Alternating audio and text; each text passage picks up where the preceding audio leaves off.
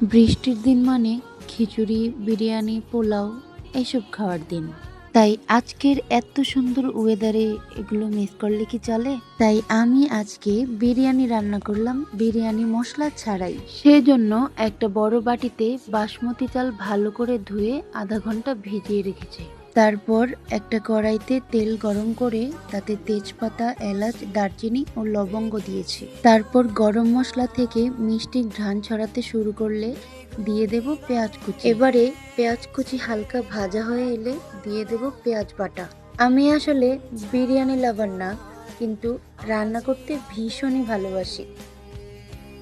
তারপর পেঁয়াজ বাটার জল শুকিয়ে এলে দিয়ে দেব আদা রসুন বাটা। আজকের বিরিয়ানি মশলা হিসেবে আমি ব্যবহার করেছি ভাজা মশলা ও গরম মশলা গুঁড়ো একসাথে মিক্স করে।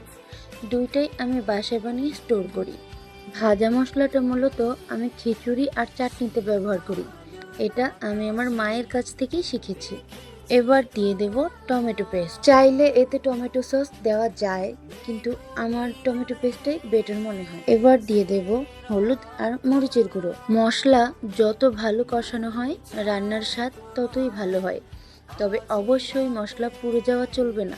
এবারে অল্প অল্প করে চিকেনটা দিয়ে ভালো করে কষিয়ে নেব। আর হ্যাঁ, যখনই বাসমতি চাল রান্না করবেন অবশ্যই আধা ঘন্টা আগে ভিজিয়ে রাখবেন, তাতে চালটা সুন্দর ও ঝরঝরে হবে। আমি বিরিয়ানির ভাতটা রান্না করার জন্য জলে দিয়েছি শাহি জিরা, তেজপাতা, দারচিনি ও এলাচ। সেই সাথে একটু ভিনেগার ও লবণও দিয়েছি। ভিনেগার দিলে ভাতটা হলদেটে লাগে না।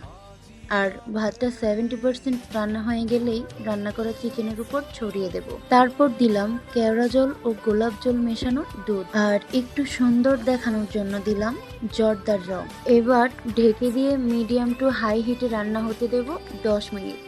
তারপর লো হিটে 5 মিনিট। তারপর চুলা বন্ধ করে রেখে দেব 10 মিনিট ফ্লেভারটা এনহ্যান্স হওয়ার জন্য। এবারে ঢাকনা ওঠালেই যখন দেখবেন মিষ্টি একটা অ্যারোমা বেরোচ্ছে, তার মানে বিরিয়ানি রেডি।